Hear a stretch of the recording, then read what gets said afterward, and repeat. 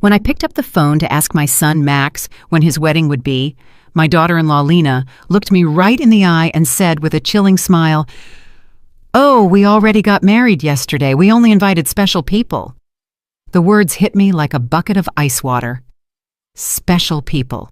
I, who for 3 years had paid their monthly rent of $500, bought every piece of furniture in their house, and filled their refrigerator when they had nothing to eat. I was not a special person. I stood there in the living room of my own house, holding the phone as if it weighed 1,000 pounds, watching my son avoid my gaze while Lena made herself comfortable on the sofa I had bought for them. The pale pink dress I had picked out for her wedding hung uselessly in my closet, along with the new shoes and the illusion of being part of the most important day of my only son's life. I had spent $200 on that dress, thinking about how nice I would look in Max's wedding photos in which I would never appear. For weeks, I had planned every detail. I had put money aside to give them $1,000 as a wedding gift. I had called my sister Diana in Chicago to tell her the good news. I had cleaned my house from top to bottom, thinking they might come celebrate with me after the ceremony. All of that collapsed in a second with those 4 poisoned words, "Only special people." Max finally lifted his gaze and said in a rehearsed-sounding voice, "Mom, it was an intimate thing, very small, just the 2 of us, and the witnesses." But I knew it was a lie. I saw the photos on social media. I saw Lena's parents proudly posing next to the bride and groom. I saw her siblings toasting with champagne. I saw Lena's white dress, which I had helped finance with the $800 I had given her last month for her personal expenses. I saw everything I wasn't supposed to see. A week later, exactly 7 days after that humiliation, Lena called me with a completely different voice. She was no longer the confident woman who had excluded me from her wedding. Now she sounded desperate, almost pleading. "Renate, the rent is overdue. The landlord is pressuring us and says if we don't pay this week, he will kick us out. You forgot to make the transfer." Her voice trembled slightly, as if the world were ending. I was silent for a few seconds, remembering all the times I had run to the bank to make that transfer. All the times I had canceled my own plans to make sure they had a roof over their heads. All the times I had eaten beans and rice so I could give them money for their desires. And now, after they had excluded me from the most important moment of their lives, they had the audacity to call me as if nothing had happened. "Lena," I said with a calm that surprised even me, "didn't I warn you that I only help special people?" The silence on the other end of the line was so deep that I could hear my own heart beating. For the first time in years, it was not I who was trembling, but her. "Renate, I don't understand," she stammered. "We were always special to you. You're like a second mom to me." Lies. All lies. Wrapped in that sweet voice she only used when she needed something. The same voice she had used to ask me for money for the wedding dress, for the honeymoon, for the rings, which I had helped finance without knowing I would never see the ceremony where they were exchanged. For so many years, I had this constant feeling of walking on eggshells, weighing every word, every gesture, every gift, hoping to get a crumb of affection from my own son. I was the perfect mother, the obliging mother-in-law, the silent provider who never protested when they treated me like I was invisible. But that phrase, "only special people," awakened something in me that had been dormant for far too long. I had calculated in my head how much money I had spent on them in those 3 years. Between rent, food, gifts, emergencies, and whims, it was over $20,000. $20,000 I had taken from my retirement, from my savings, from the money my late husband had left, so I could live my last years in peace. And what was all that for? To be treated like a stranger on my own son's wedding day. That night after I hung up, I sat on my bed and cried. But they weren't tears of sadness. They were tears of anger, of accumulated frustration, of years of silently endured humiliation.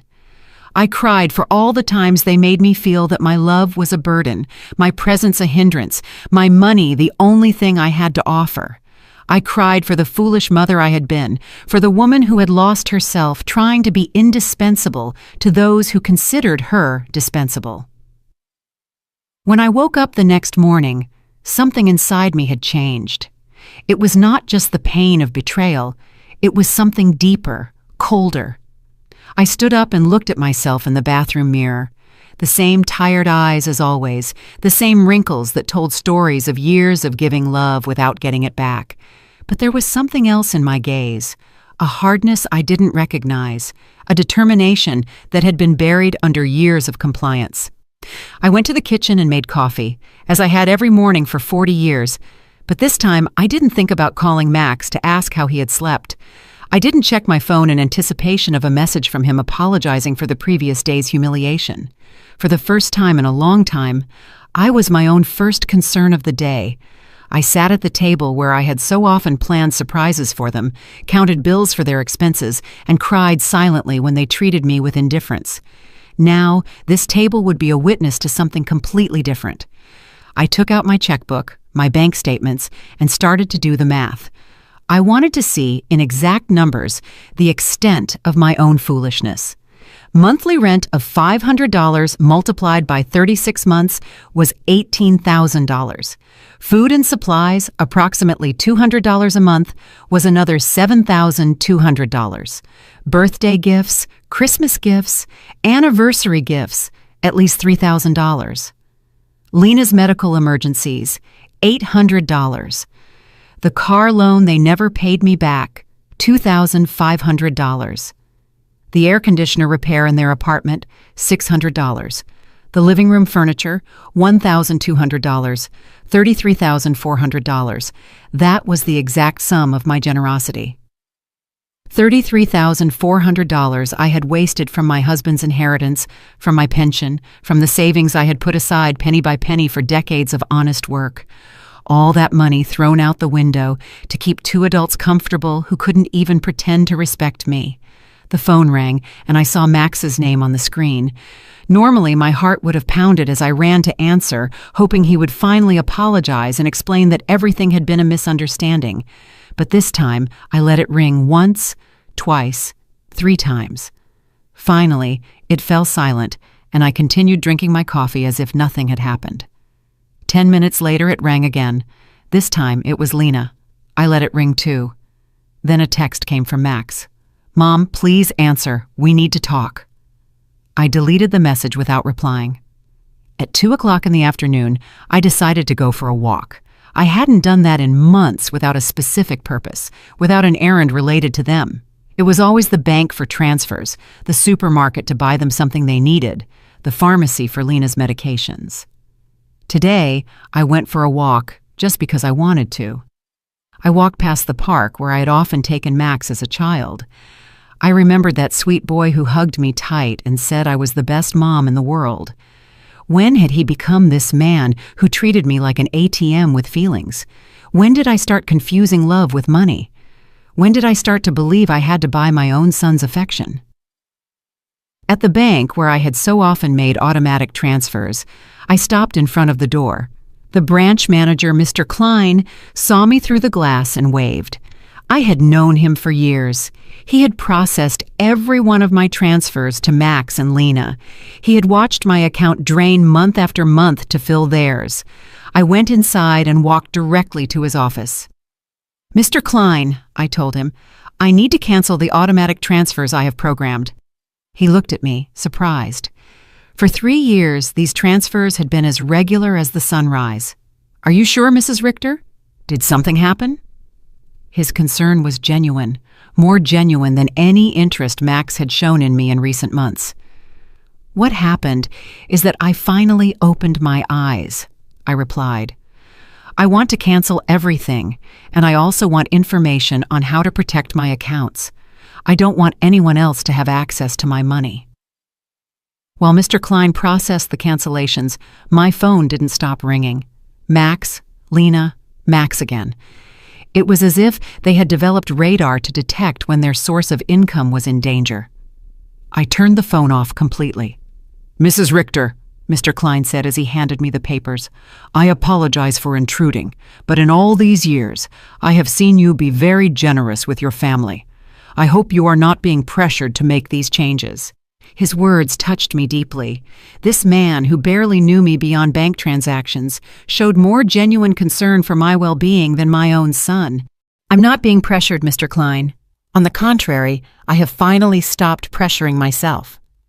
When I left the bank, I felt strangely light, as if I had left an enormous burden in that office. For the first time in years, my money was entirely mine. I had no financial obligations to people who saw me as a resource instead of a person.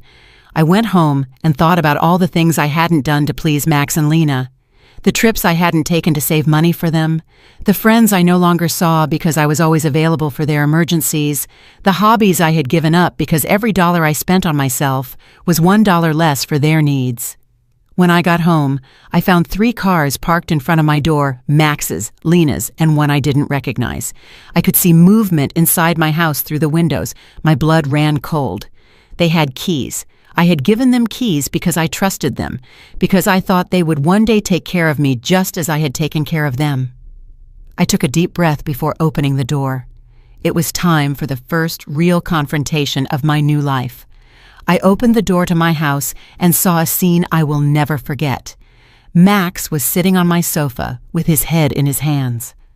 Lena was pacing back and forth like a caged animal, and an older man I didn't know was going through papers on my dining table.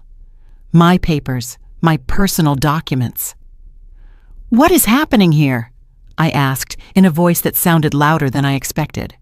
All 3 of them looked at me as if I were the intruder in my own house. Lena was the first to speak, and her voice had that desperate urgency I had already heard on the phone. "Renata, thank God you're here. We need to talk. Mr. Fisher is from the law firm we consulted about your situation." "My situation?" The question came out of my mouth with a calm that surprised me. "What situation? I'm doing perfectly fine." Max finally lifted his head and looked at me with those eyes that once belonged to an innocent child and now only reflected financial panic. "Mom, we went to the bank and they told us you canceled all the transfers. Mr. Klein explained that you also blocked our access to your accounts. We don't understand why you did that." Mr. Fisher, a man in his 50s in a gray suit and a smile that didn't inspire confidence, approached me with an outstretched hand. "Mrs. Richter, I am Dr. Fisher, a family law attorney. Your children are concerned about your mental well-being and have asked me to assess the situation." I didn't shake his hand. Instead, I went directly to my dining table and collected all my documents that he had been reviewing without my permission. "These are my private papers. You have no right to look at them without my consent." "Mom," Max interjected with that condescending voice he had perfected in recent years, "we're worried about you. Your behavior has been very strange lately. First, you financially cut us off without an explanation. Then you don't answer our calls. We think you might need professional help." Lena approached and tried to take my hand with that fake tenderness she reserved for moments when she needed something. "Renate, honey, we know you're under a lot of stress. Maybe the loneliness is affecting you more than you think. At your age, episodes of confusion are normal." The word confusion echoed in my head like an alarm bell. Now I understood why they had brought the lawyer. It wasn't about helping me. It was about declaring me mentally incompetent and taking control of my finances. The same woman who had told me they only invited special people to their wedding was now treating me like a senile old lady. "I am not confused," I said with a firmness that silenced everyone. "I am clearer than I have been in years, and you are going to leave my house right now." Mr. Fisher interjected with that professional voice lawyers use when they want to sound reasonable. "Mrs. Richter, I understand you feel overwhelmed, but your children have a right to intervene if they believe your ability to make financial decisions is impaired. They have documented several concerning behaviors." Concerning behaviors. The laugh that came from my throat was hoarse, almost cruel. Like what? Deciding that my money belongs to me? Deciding to no longer finance the lives of 2 adults who treat me like trash? Lena jumped up as if I had slapped her. "We never treated you badly. You are part of our family. Everything you have will belong to us one day anyway. We are just speeding up the process." There was the naked, unvarnished truth. Everything I had would one day belong to them. In their minds, I was already dead and they were just collecting their inheritance in advance. It didn't matter if I had 70 years or 70 days left. To them, I was just an ATM with legs that had become problematic. "Out," I said, pointing to the door. "All three of you get out of my house." Max stood up with that angry, childlike face he made when he didn't get his way. "Mom, we can't just leave. We have obligations. The rent, the car payments, the credit card you co-signed for. You can't just cut us off from one day to the next." "I can't?" My voice rose for the first time in the entire conversation. "Who says I can't? For years I have paid rent that wasn't even in my name. I filled a refrigerator in a house where I was not welcome. I financed a life that clearly had no place for me." Mr. Fisher took a folder from his briefcase and placed it on my table. "Mrs. Richter, we have prepared some documents that could facilitate this transition. A power of attorney that would allow Max and Lena to manage your finances more efficiently. This would just be temporary until you feel better." I took the folder and, without even opening it, threw it directly into the trash can. "The only transition that is going to happen here is yours to the front door." Lena started to cry, but they weren't tears of sadness. They were tears of frustration, of contained rage. "You can't do this to us, Renate. We were counting on you. We made plans based on your support. We bought things. We took on financial obligations because we knew we could count on you." "Obligations based on my money," I replied. "Not on my well-being, not on my happiness, not on my company, just on my money. And now that I have decided that my money is better used in my own life, I am suddenly a confused old woman who needs legal guardianship?" Max tried to approach me, but I took a step back. He was no longer the boy who ran into my arms when he had nightmares. He was a 35-year-old man who saw his mother as an obstacle between himself and a comfortable life financed by others. "Mom, we made mistakes," he said in a voice that was supposed to sound remorseful. "The wedding was a misunderstanding. Lena was nervous. I was under pressure. We can fix this if you just become reasonable again." Reasonable. The word tasted bitter in my mouth. Being reasonable means continuing to pay for your life while you treat me like a stranger. It means pretending it doesn't hurt to have been excluded from the most important day of my only son's life. Mr. Fisher packed his papers with the efficiency of someone who is used to having proposals rejected. "Mrs. Richter, this is not over. Your family has legal options. If you are indeed making irrational decisions due to mental health problems, a judge can determine that you need guardianship." His words were like a blow. I realized this was not just a manipulative family visit. It was a real legal threat. They wanted to declare me incompetent to manage my own affairs. "Mr. Fisher," I said, looking him directly in the eyes, "I suggest you do your research thoroughly before you threaten a 71-year-old woman who has managed her finances flawlessly for 40 years, who raised her son alone after the death of her husband, who ran a household and worked honorably until retirement, and who until last week financially supported two completely capable adults." Lena stopped crying and looked at me with a coldness that finally showed her true face. "This won't stay like this, Renate. We have rights and lawyers too." "Perfect," I replied. "Hire all the lawyers you want, with your own money, of course, because mine is no longer available to finance your legal tantrums." The three of them walked to the door with the wounded dignity of people who are not used to being told no. Before he went out, Max turned to me one last time. "Mom, this is going to end very badly for you. You're going to end up alone, with no one to take care of you when you really need it." "Max," I said with deep sadness, but also with crystalline clarity, "I am already alone. The difference is that now it's by my own choice, not by your neglect." As I closed the door behind them, I stood in my living room, surrounded by the most beautiful silence I had heard in years. It was the silence of freedom.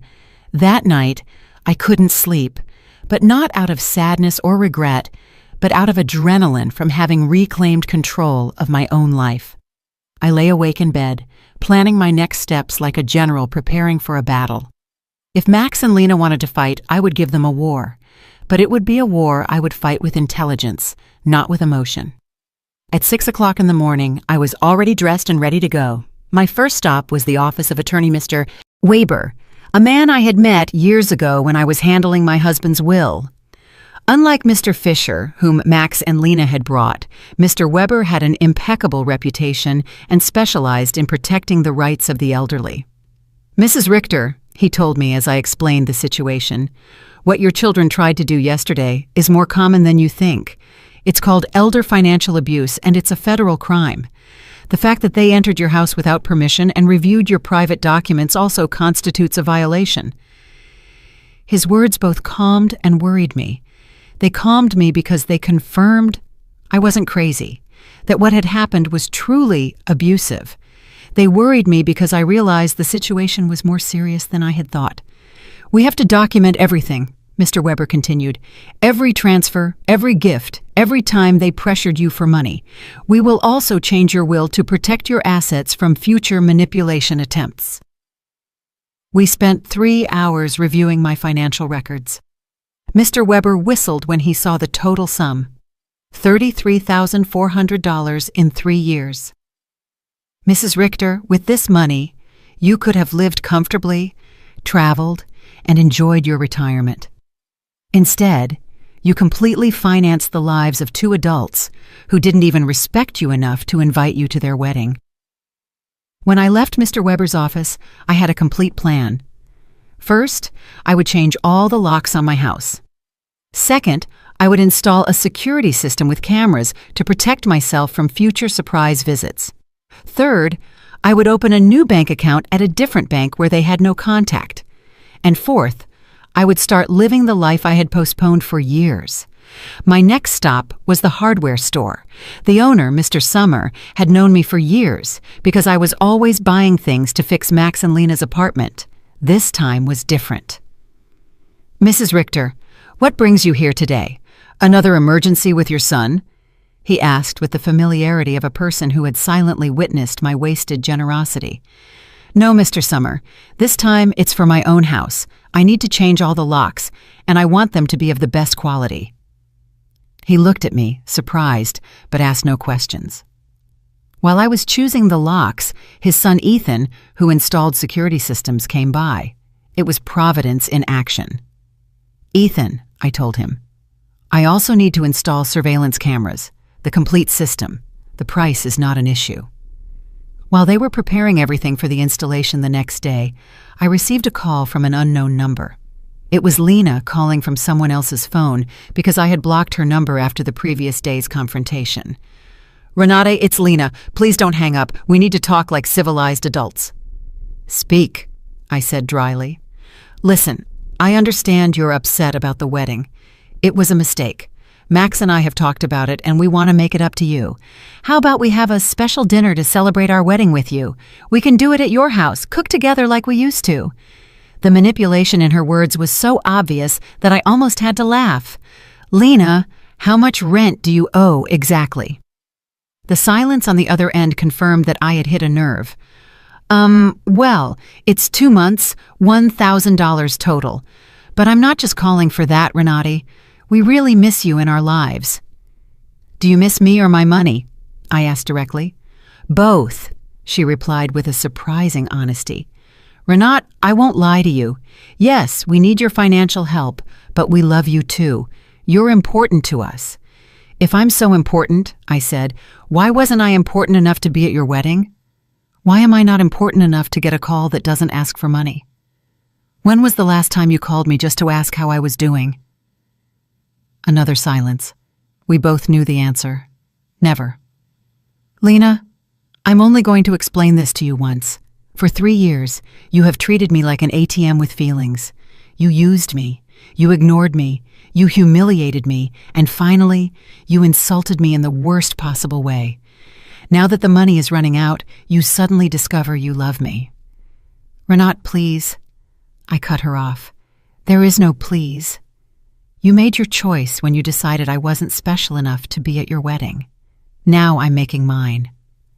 I hung up and turned the phone off completely. I didn't want any more interruptions on my day of liberation. That afternoon, I went to the beauty salon I hadn't been to in over a year. I always canceled my appointments because Max or Lena needed something urgent, or because the money I had set aside for myself became an emergency for them. "Mrs. Richter?" my favorite hairstylist Cynthia called out. "What a surprise! I thought you had forgotten us." "I didn't forget you, Cynthia. I just forgot that I also deserve to be pampered." I treated myself to the full treatment: cut, color, manicure, pedicure. For the first time in years, I spent money on myself without feeling guilty. While Cynthia worked on my hair, she told me about her life, her children, her dreams. It was refreshing to have a conversation that didn't revolve around Max and Lena's needs. "You look beautiful, Mrs. Richter," she said when she was done. "But more than that, you look free. Did something good happen?" "Yes, Cynthia. I finally learned to say no." When I got home that afternoon, there was a car in front of my door that I didn't recognize. My heart raced for a moment, thinking Max and Lena might have come back with reinforcements. But as I got closer, I saw an older woman sitting on the steps of my porch. "Mrs. Richter?" she asked as I got out of the car. "Yes, that's me. Can I help you?" "I'm Eleanor Brooks. I live next door. We've been neighbors for years, but we've never had a chance to talk. Yesterday I heard very loud voices in your house, and I got worried. Is everything okay?" Her sincere concern touched me deeply. Here was a stranger who showed more interest in my well-being than my own son. "Come in, Mrs. Brooks. I'll make you a coffee, and I'll tell you a story you won't believe." While I was making coffee, I told her the whole situation. Eleanor listened without interrupting, nodding occasionally, and when I finished my story, her eyes were filled with tears. "Mrs. Richter," she said, "you did the right thing. I went through something similar with my daughter 5 years ago. I also thought it was my duty to finance her adult life. I also believed they wouldn't love me if I didn't give them money. What happened? I cut off the money when I realized they only called me when they needed something. At first it was terrible. They threatened me, emotionally blackmailed me, tried to make me feel guilty. But after 6 months, my daughter called to genuinely apologize. Now we have a real relationship based on love, not on money." Her words gave me hope and confirmed that I had made the right decision. "Do you think Max and Lena will understand one day?" "Maybe yes, maybe no," she answered honestly. "But that's no longer your responsibility, Mrs. Richter. Your responsibility now is to live your own life." That night, for the first time in 3 years, I went to bed without worrying about whether Max and Lena had money for rent, for food, for their whims. I went to bed thinking about myself, my plans, my future, and I slept better than I had in years. The next day, Ethan and Mr. Summer came at 8 in the morning to change the locks and install the security system. While they worked, my phone didn't stop ringing from unknown numbers. Lena was still trying to contact me from different phones, but I had developed a new skill, completely ignoring calls that didn't suit me. "Mrs. Richter," Ethan said as he installed the cameras. "This system will give you absolute peace of mind. You can see from your phone who is coming to your house, even when you're not here. And if someone breaks in without permission, an alert is automatically sent to the police." The irony was not lost on me. I was installing a security system to protect myself from my own son, but it didn't hurt as much as it used to. It was simply a practical measure to maintain my newfound peace. While they were working, I decided to do something I hadn't done in years: call my sister, Diana, in Chicago. We had lost touch because every time we talked, I would tell her about Max and Lena's successes, about how much money I had spent on them, about how proud I was to be able to help them. I now realized that our conversations had become financial reports disguised as family news. "Renate," Diana answered, surprised. "Sister, how are you? We haven't spoken in months." "I'm good, Diana. Better than good. I'm calling you to tell you that I've finally come to my senses.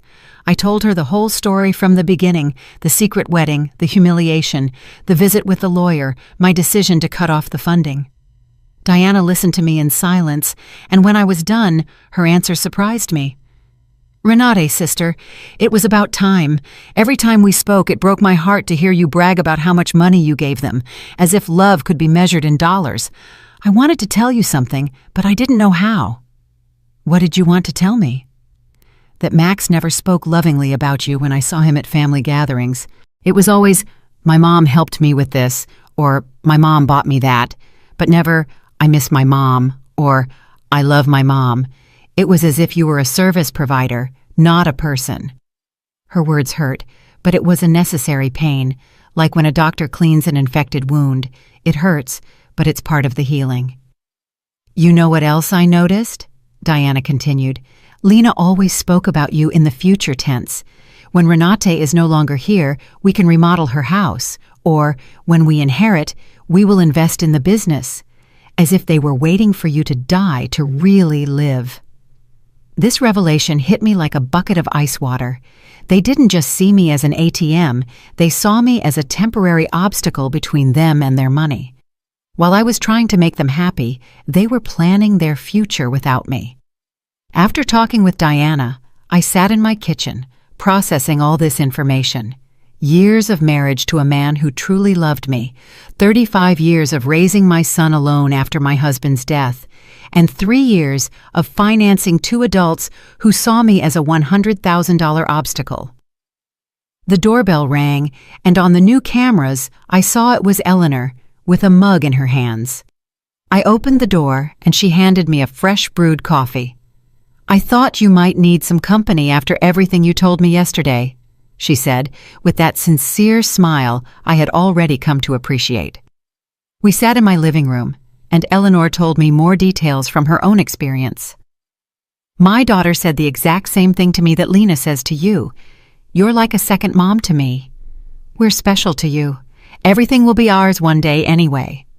Those are rehearsed phrases, Mrs. Richter. They learn them from the Emotional Manipulation Handbook. Do you think such a handbook exists? I asked half-jokingly. Not officially, but it seems everyone reads from the same book. Chapter 1 is Make Her Feel Indispensable.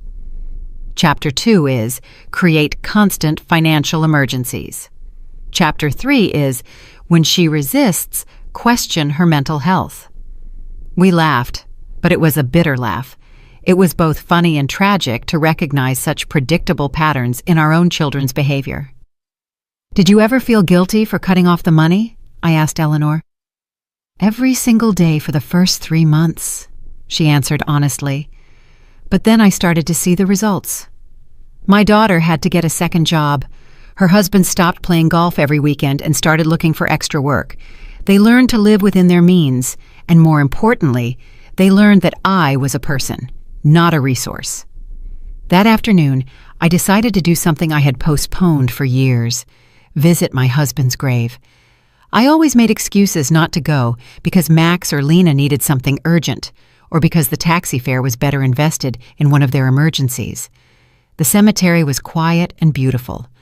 Robert's grave looked a bit neglected because I hadn't been there to clean it in months. I sat on the grass next to his headstone and talked to him as if he were alive. Robert, my love, I think I lost myself for a while. After you left, I put all my energy into Max. I wanted to be the best mother in the world, thinking somehow he would grow up without a father. But I think in the process, I forgot to be myself. The wind blew gently, and for a moment, I felt like he was listening to me. Our son has become someone I don't recognize. Or maybe he was always like this and I didn't want to see it. His wife is, well, you know how she is. The money you left for me to live peacefully, I spent it taking care of them. But not anymore, my love. I have learned. I cleaned his grave, replaced the withered flowers with new ones, and stayed there for another hour, simply enjoying the peace. For the first time in years, I was not in a hurry to get home to solve a crisis for Max and Lena. When I got home, there were 3 cars parked in front of my door again. My heart raced, but this time I was prepared. The cameras showed me that it was Max, Lena, and two other people I didn't recognize. Everyone seemed agitated, talking to each other and pointing at my house. I didn't get out of the car. Instead, I called Mr. Weber, my lawyer. "Mr. Weber, they are at my house again. This time they've brought more people. What should I do?"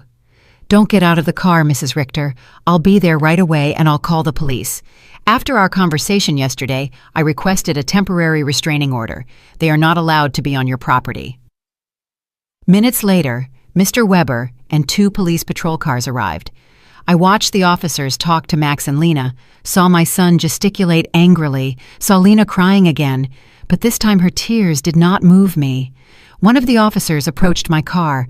"Ma'am, you can get out safely. Your visitors are going to leave immediately." As I got out of the car, Max shouted at me from the street, "Mom, this is ridiculous. We're your family. You can't call the police on your own son." "Max," I replied with a calm that surprised even me, "family doesn't threaten lawsuits for mental incompetence. Family doesn't break into people's homes without permission. Family doesn't treat their mothers like ATMs."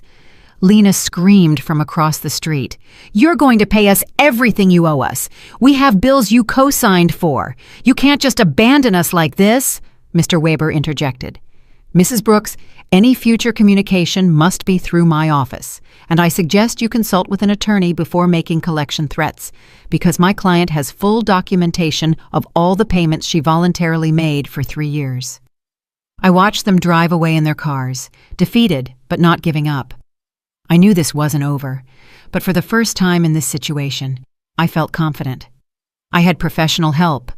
I had emotional support from Eleanor.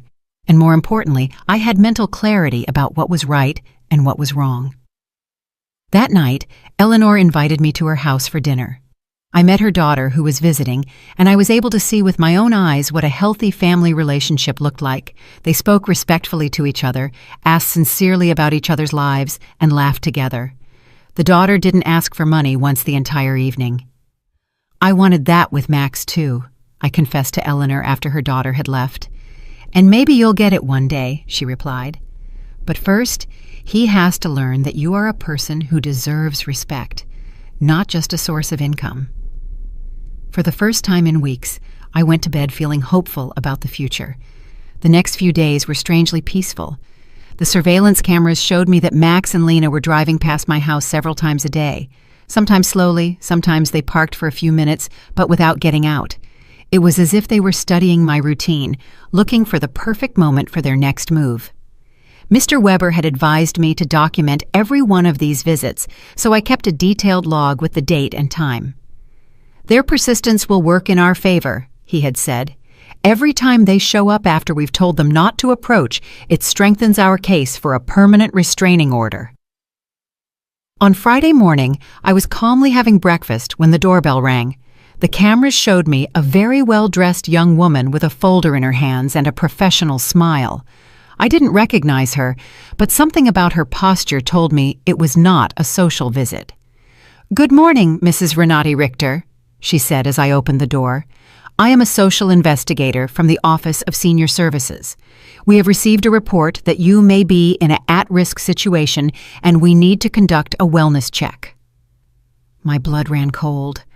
Max and Lena had escalated the situation. It was no longer just threats from private lawyers. Now they had involved the government. "Can I see your ID?" I asked, trying to stay calm. "Of course." She showed me an official ID that looked genuine. "I am social worker Mrs. Schmidt. Can I come in and talk to you?" I let her in, knowing that a refusal would have been worse for my case. Mrs. Schmidt sat down in my living room and took a form out of her folder. "Mrs. Richter, we have received reports that you have shown significant changes in your financial behavior, that you have cut off communication with your family, and that you have shown signs of paranoia by installing unnecessary security systems. We were also told that you have refused medical and legal help from your loved ones." Every word had been carefully chosen to make me sound like a mentally disturbed old woman. I recognized Lena's handwriting in the wording. She had always been skilled at manipulating words to get what she wanted. "Miss Schmidt," I said with all the dignity I could muster, "I would like to call my lawyer before answering any questions." Ma'am, this is not a legal interrogation. It's a wellness check. If you have nothing to hide, it should not be a problem to speak with me. The phrase, "if you have nothing to hide," infuriated me. It was the same logic abusers used to justify their invasions. If you're innocent, you shouldn't complain about your privacy being violated. Miss, I'm calling my lawyer. You can wait here or come back another day, but I will not answer any questions without legal representation present. I called Mr. Weber, and he was there within 20 minutes. When he came in and saw the social worker, his expression hardened. "Miss Schmidt," he said after checking her ID, "I hope you have a court order to be here, because my client is under my legal representation, and any unauthorized investigation constitutes harassment." "Sir?" Mrs. Schmidt replied with less confidence than before. "We have reports from concerned family members about the lady's well-being. It's our duty to investigate." "What family?" Mr. Weber asked dryly. "The same family that tried to get her to sign a power of attorney without representation, the same family that broke into her house without permission and checked her private documents, the same family that excluded her from important events while living off her money?" Mr. Weber took a folder from his briefcase and placed it on the table. "Here, I have complete documentation of my client's financial and emotional abuse. $33,400 that were withdrawn from her accounts in 3 years. Systematic social exclusion and emotional blackmail. If someone needs to be investigated here, it is not my client." Mrs. Schmidt reviewed the documents with growing discomfort. It was obvious that the information she had been given did not match the reality she had in front of her. "Mrs. Richter," she said finally, "can you explain to me why you so abruptly stopped financial support for your son?" "Because I finally discovered they were using me," I replied simply. "Because I realized that to them, I wasn't a mother, but a bank account. Because I was tired of financing the lives of people who saw me as an obstacle." "But don't you feel it's your responsibility to help your family?" The question outraged me. "Miss Schmidt, my responsibility as a mother was to raise my son until he was 18, to educate him, and to give him the tools to be an independent adult. My son is 35 years old, married, and perfectly capable of supporting himself. Financing his adult life is not my responsibility. It is my choice, and I have chosen not to do so anymore." Mr. Weber interjected. "Miss Schmidt, would you consider it normal for a 35-year-old adult to be unable to pay his own rent without the help of his 71-year-old mother?" Mrs. Schmidt did not answer right away. I could see she was reevaluating the entire situation. "Mrs. Richter," she asked after a moment, "do you manage your own finances completely? I can show you my bank statements, my investments, my tax payments. Everything is current and in order. Do you live independently? As you can see, I keep my house clean. I take care of myself physically. I drive my own car. I have healthy social relationships with my neighbors. Do you take any medication?" "Just vitamins and occasionally aspirin. I don't have any medical conditions that require medication." Mr. Weber added, "My client has just undergone extensive medical exams as part of our legal process. She is in perfect mental and physical condition." Mrs. Schmidt closed her folder and sighed. "Mrs. Richter, based on this conversation and the documentation I have reviewed, I see no indication that you are at risk or in need of intervention. I will close this case." After she left, Mr. Weber and I remained silent for a few minutes. "Renat," he said finally, "this is going to continue to escalate. Max and Lena are spending money they don't have to hire professionals to try to have you declared incompetent." "Does that mean they are desperate?" "It means that exactly. What else can they do?" "They can file a lawsuit for incompetence. It's expensive and hard to win, but if they find a sympathetic judge and a psychiatrist willing to testify in their favor, they could get a guardian assigned." The thought terrified me. "They could take control of my money?" "They could try, but we have solid evidence that you are completely competent and that they are motivated by greed and not by genuine concern." That afternoon, I called Diana to vent. "Sister," she said after hearing my story, "do you notice how far they are willing to go for money? They are risking family relationships, spending money on lawyers and doctors, destroying their own reputation. all to get access to your bank account again." Her words made me think. Max and Lena had completely revealed their true nature. There was no going back. There was no possibility of a genuine reconciliation. To them, I had never been a mother or a respected mother-in-law. I had always just been money on legs. This revelation, although painful, was also liberating. I no longer had to wonder if I was making the right decision. I no longer had to feel guilty for protecting myself.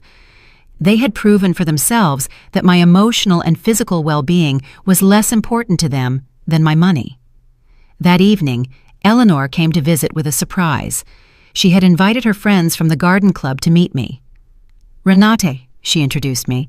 "These are my friends Cynthia, who you already know from the salon, Maria, Carmen, and Elfrida. We have all been through similar situations with abusive family members." We spent the evening sharing stories. Maria had had to set boundaries with a brother who constantly asked her for money. Carmen had cut off her relationship with a daughter who only visited when she needed money. Elfrida had had to change her will after she found out her grandchildren considered her their retirement plan. "What hurts me the most," I confessed, "is not losing the money I gave them, but realizing that I never had the love I thought I had." "Renate," Elfrida said with the wisdom of her 80 years, "true love cannot be bought or sold. If you had to pay for it, it was never real." Her words were balm for my wounded soul. She was right. I had bought attention, not love. I had financed an illusion. "You know what I've discovered?" I said to my new friends. "That loneliness, surrounded by people who don't love you, is worse than being lonely on your own. At least now, when I am alone, I am in good company." Everyone laughed, and we toasted to our newfound wisdom. That night, after my new friends had left, I sat in my garden, thinking. The stars shone brighter than ever, or perhaps I was seeing them with clearer eyes. For the first time in my adult life, I was completely alone financially.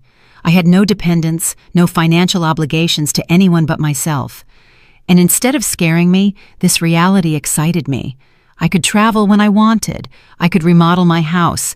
I could buy myself nice clothes. I could donate to charities that were important to me. I could invest in my own future instead of financing the present of ungrateful people. Freedom tasted like hope, and for the first time in years, I wanted to plan my future. A month after the psychiatrist's visit, I thought I had finally won the war. I had settled into a beautiful routine. I calmly had breakfast and read the newspaper.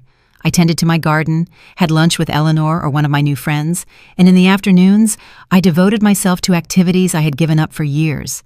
I had started painting again, something I was passionate about before I became Max and Lena's personal financier. But on a Thursday morning, while I was painting flowers on my new easel, Mr. Weber came to my house with a grim expression that made my blood run cold. "Renate, we need to talk.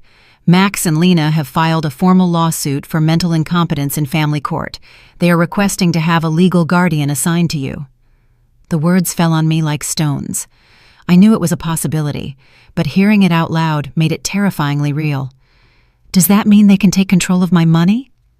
"If a judge determines that you are unable to manage your affairs, yes, he could place Max as your legal guardian, which would give him full control over your finances." I sat down heavily on my sofa, feeling the weight of the deepest betrayal I had experienced in my life. My own son was trying to legally declare me incompetent to steal my money. "Mr. Weber, what evidence could they have? You yourself have seen that I am completely competent." "They have statements from 3 witnesses who claim you have behaved erratically. They also submitted unpaid doctor's bills that you supposedly didn't pay, and medications that you supposedly hoarded without taking them." "But that's a lie. I don't have any outstanding doctor's bills or hoarded medications." "I know, Renate, but they have fabricated convincing evidence. They also have the statement from Dr. Lehman, who states that you refused to cooperate with a psychiatric evaluation, which they interpret as proof of mental decline." The manipulation was diabolical. They had turned my refusal to undergo an unnecessary exam into proof of a mental illness. They had used my instinct to protect myself from them as proof that I needed protection. "Who are the 3 witnesses?" Mr. Weber looked through his documents. Lena, of course, a neighbor named Mr. Davis, and someone who claims to be your pharmacist, Mr. Green. Mr. Davis was the neighbor across the street, an unpleasant man who had always had problems with me because my friends sometimes parked in front of his house. Mr. Green was indeed my pharmacist, but I didn't understand what he could have against me. "I need to talk to Mr. Green," I told Mr. Weber. "Something's not right." We went to the pharmacy together that afternoon. Mr. Green received me, surprised and nervous. "Mrs. Richter, it's good to see you. How are you?" "Mr. Green, I was told you signed a statement saying I show erratic behavior with my medications." His face turned red as a tomato. "Mrs. Richter, your daughter-in-law came in a few weeks ago and asked about your medications. She said she was worried because you were acting strangely." "And what did you tell her?" "I explained to her that you only buy vitamins and occasional aspirin, that you don't have any regular medical prescriptions, but she insisted that this was proof that you weren't taking adequate care of your health." Mr. Weber interjected. "Mr. Green, did you sign a paper?" She brought a document that said I was confirming that Mrs. Richter had irregular medication purchases. I thought it was for her health insurance or something. I didn't know it was for a lawsuit. My own pharmacist had been tricked into signing something he didn't fully understand.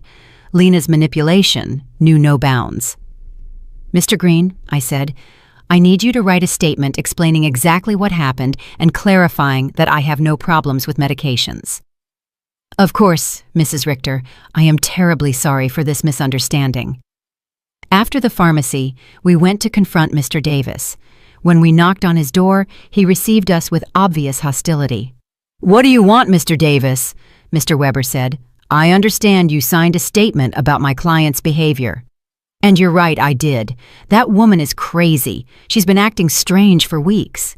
"Can you be more specific about the behaviors you observed?" "Installing cameras as if she lived in a war zone, having strangers visit all the time, yelling at her family in the street." I realized Mr. Davis had taken everything out of context. The cameras had been installed for protection. The strangers were my new friends. The yelling was me defending my house from Max and Lena's invasions. "Mr. Davis," I said, "do you know why I installed the cameras?" "No, and I don't care." "To protect myself from my son and daughter-in-law, who broke into my house without permission and threatened me." "That's what a crazy person would say," he replied cruelly. There was no way to reason with him. His statement was based on superficial observations, maliciously interpreted. That evening, Mr. Weber and I sat down to plan our defense. "Renate, we need our own psychiatric evaluation. I have a colleague, Dr. Moore, who is an expert in assessing mental capacity. She can officially confirm that you are completely competent." "What if Max and Lena have bribed the judge?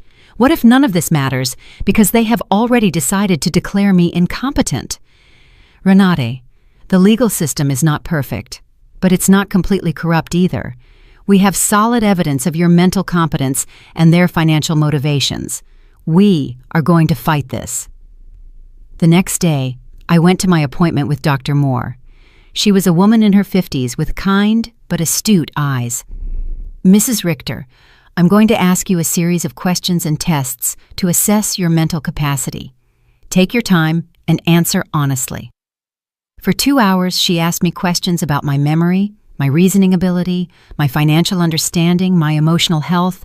She also gave me cognitive tests and asked me to solve mathematical and logical problems. "Mrs. Richter," she said at the end, "your results are well above average for your age. You are not only mentally competent, but your cognitive function is excellent." "Doctor, why do you think my family is doing this?" "Based on what you've told me and the documents I've reviewed, this seems to be a classic case of elder financial exploitation. Unfortunately, it's more common than people think." I left the consultation feeling validated, but also sad. The professional confirmation of my mental health was a relief, but it also confirmed that the lawsuit was real and necessary. That afternoon, Eleanor organized an emergency meeting with all our friends from the garden club. When I told them about the incompetence lawsuit, everyone was outraged. "Renate," Maria said, "we will testify in your favor. We have been with you for weeks, and anyone can see that you are doing great." "Better than great," Cynthia added. You are clearer and stronger than many 40-year-old women I know." Elfrida, with her 80-year-old wisdom, took my hands. "Renate, my dear, what your children are doing is nothing new. For generations, greedy children have tried to declare their parents insane to get their money. But you have something many of these victims didn't have: documentation, legal support, and friends who can testify for you." Her words gave me hope. I was not alone in this fight. I had an army of strong women who had witnessed my transformation firsthand. "You know what the saddest thing about all this is?" I said. "That Max and Lena are willing to destroy any future possibility of reconciliation for money. Even if I were willing to forgive everything so far, there's no going back from this." "And maybe that's for the best," Cynthia replied. "At least now you know exactly who they are and you can act accordingly." That night, for the first time since this nightmare began, I really cried. Not out of sadness, but out of grief. I said my final goodbye to the son I thought I had, to the dream of a loving family, to the illusion that unconditional love was reciprocated.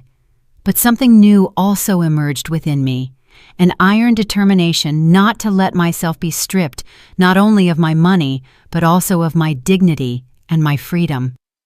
The war had officially begun, but I was ready to fight. The trial came 3 weeks later. I woke up early, put on my best black suit, and looked at myself in the mirror with a determination I had never felt before. Today, not only my mental capacity would be judged, my dignity as a person, my right to live free from abuse, my value beyond my bank account would be judged. Mr. Weber came at 7 in the morning to go over our strategy one last time. "Renate, remember, the burden of proof is on them. They have to prove that you are incompetent. We just have to show that you are not." "And what if the judge is already biased?" "Judge Miller has a reputation for being fair. I researched his past cases, and he doesn't automatically favor families. He is dedicated to protecting the rights of the elderly." We arrived at the courthouse at 9 in the morning. In the hallway, I saw Max in a new suit that he probably bought for the occasion, and Lena dressed in black as if she were at a funeral. Maybe it was one, the funeral of our family relationship. When our eyes met, Max avoided my gaze, but Lena held my gaze with a coldness that confirmed that for her, this was just a business transaction. Their lawyer was an older, elegant man with the kind of confidence that comes from winning similar cases before. When he began his opening statement, his strategy was clear: to portray me as a confused old woman who had been manipulated by strangers to alienate me from my loving family. "Your Honor," he said in a solemn voice, "Mrs. Renate Richter has shown a clear mental decline in recent months. She has cut off all financial support for her family without a rational explanation. She has installed unnecessary security systems due to paranoia, and has isolated herself from her loved ones under the influence of neighbors and lawyers who are obviously taking advantage of her vulnerable situation." Every word had been carefully chosen to make my self-empowerment sound like dementia, and my freedom sound like external manipulation. Then they called their witnesses. Lena was the first to testify, and her performance was Oscar-worthy. She cried as she described how I had completely changed, how I had become hostile and paranoid, how I had isolated myself from the family that loved me. "Your Honor," she said in a trembling voice, "Renate has always been like a second mom to me. Seeing her mental decline has been devastating. We just want to help her get the care she needs." Lies, wrapped in convincing tears. When Mr. Weber cross-examined her, the cracks in her story began to become visible. "Mrs. Schuster, can you tell the court, when was the last time you called my client without asking for money?" Lena stammered. "Well, we always talked about many things. Can you give me a specific date?" "I don't remember exact dates." "Is it true that you and your husband got married without inviting my client?" "It was a very small ceremony." "Is it true that when my client asked about the wedding, you told her that you had only invited special people?" Lena's face turned red. Those words were taken out of context. What would be the right context to tell your mother-in-law that she is not a special person? She couldn't answer convincingly. Max was next. Seeing him on the witness stand, swearing to tell the truth while preparing to lie about my mental health, was one of the most painful moments of my life. This was the boy I had raised alone, the one I had dedicated my entire life to. My mom has always been very generous with us, he testified. But lately, she has become erratic and irrational. We believe she is being manipulated by people who are taking advantage of her. When Mr. Weber cross-examined him, the mask fell completely. Mr. Richter, how much money have you received from your mother in the last 3 years? I don't know the exact amount. Does $33,400 sound about right? Maybe. She's always been generous. And how many times have you visited your mother without asking her for money? The silence was deafening. Is it true that you and your wife broke into my client's house without permission and checked her private documents? We were worried about her. Is it true that you brought a lawyer to pressure her into signing a power of attorney? We wanted to help her manage her finances. Do you, at 35 years old, need the help of your 71-year-old mother to pay your rent? Max couldn't answer with dignity.